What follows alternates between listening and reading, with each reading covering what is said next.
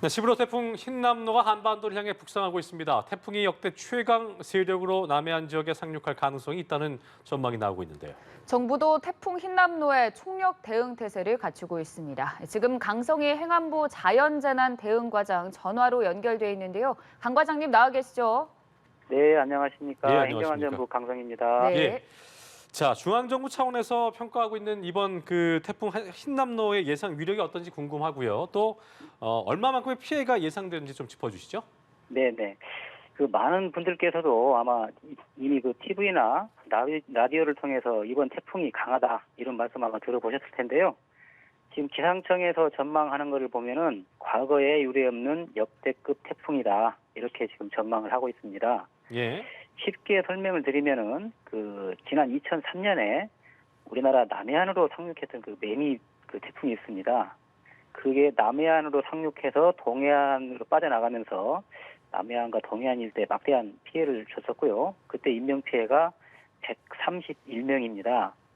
지금 태풍이 피해는 그보다 이제 못할지는 모르겠지만은 아마 위력은 매미보다도 강할 것이다 그런 전망을 하고 있어서 예. 지금 저희 정부도 그 철저하게 대비를 하고 있고요. 국민 여러분들도 아마 관심을 가지고 철저하게 좀 대비를 해야 하지 않나 그렇게 생각합니다. 네. 네.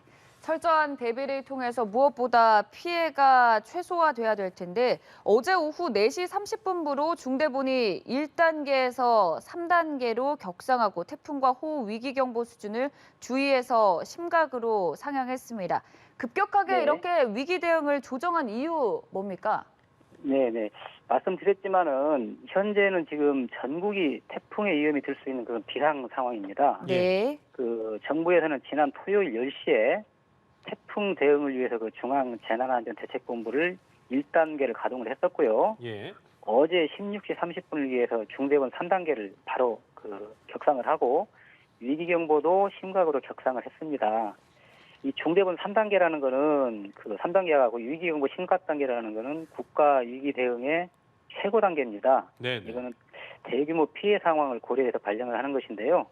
저희가 2단계를 거치지 않고 바로 3단계를 발령한 것은 그만큼 정부에서도 이번 태풍 상황이 심각하다 이렇게 판단을 하고 정부의 모든 역량을 집결할 필요가 있겠다 그런 판단에 따라서 저희가 3단계로 바로 격상을 했습니다. 그러셨군요. 태풍 피해를 최소화하기 위해서 정부가 지난 주말부터 총력 대응 체제에 돌입한 것으로 알고 있는데요. 네. 어쨌든 이번 태풍 때문에 직접 피해를 입을 수 있는 위험 지역에 계신 분들은 정부가 어떻게 좀 대응을 하고 있을까 궁금해하실 것 같아서 네네. 분야별로 좀 나눠서 세부적으로 설명을 상세히 좀 해주시죠. 네, 알겠습니다. 지금 어차피 우선적으로 저희가 가장 준비를 해야 될 게 인명 피해 예방입니다. 인명 피해 예방이 가장 중요하기 때문에 예. 정부에서도 가장 최우선적으로 추진하고 있는 분야인데요. 지금 인명 피해 예방을 위해서 태풍이 내습하기 전에 산사태 위험 지역이나 저지대의 침수 우려 지역, 그다음에 반지하주택 같은 경우는 적극적으로 사전 대피를 하도록 저희가 준비를 하고 있습니다. 그 위기 상황에는 바로 사전 대피를 시킬 계획이고요. 그 하천변이나 해안도로, 그다음에 지하차도 등도 위험하기는 마찬가지입니다. 예. 이런 지역들은 그 얼마간의 불편을 감수하더라도 태풍의 영향권에서 벗어날 때까지 지속적으로 통제를 할 계획입니다. 혹시 국민 여러분들께서도 불편하시더라도 이 부분은 충분히 좀 이해를 해주시고 통제에 좀 따라주시면 감사하겠습니다. 네네. 그다음에 강풍이나 그 해일 피해도 우려되는 상황입니다. 바람이 강하기 때문에 예. 따라서 양식 시설이라든지 공사장 크레인, 그다음 비닐하우스 등 같은 경우는 사전에 고정 작업을 실시를 지금 했고 또 하고 있습니다. 네. 그다음에 어선 등 그 피해가 우려되는 선박 같은 경우는 사전에 육지로 저희가 올리거나 아니면 결박하는 그런 조치들을 이미 하거나 또 했습니다. 그다음에 또 정부와 그 지자체가 태풍 대비를 하기 위해서 지금 한 일주일 전부터 계속 준비를 하고 있는데요. 예. 그 상습 침수 지역이나 기존에 피해가 발생했던 지역 같은 그런 취약 지역을 점검해서 배수 펌프장이나 맨홀, 배수로 이런 그 취약 시설들을 약 7만여 개소를 점검하고 정비를 한 바 있습니다. 네, 그리고 무엇보다 사실 우리가 최근에 또 큰 폭풍우를 겪으면서 많은 피해를 입었지 않았습니까? 그때 입은 네네. 피해가 아직까지 다 복구되지 않은 지역도 많이 남아 있는데 여기에 대한 네. 좀 대책들 강구되어 있습니까? 네, 그렇습니다. 지난 8월 8일부터 17일 집중호우로 인해서 네. 중부 지역을 중심으로 많은 피해가 발생을 했는데요. 아직 복구가 다 되지 않은 상태입니다. 예, 그 예. 상태에서 이번에 또 태풍으로 중부 지방도 아마 많은 비가 예고되어 있는데요.